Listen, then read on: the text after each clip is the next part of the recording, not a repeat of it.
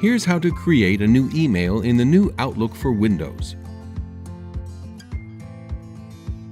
From your inbox, select New Mail.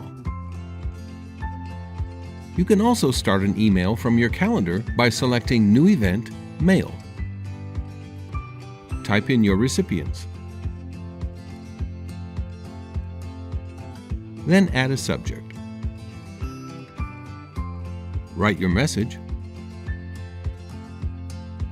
and select Send.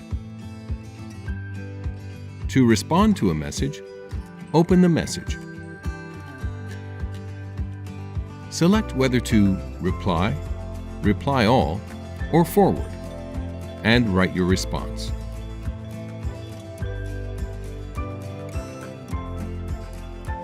You can also respond directly from the ribbon.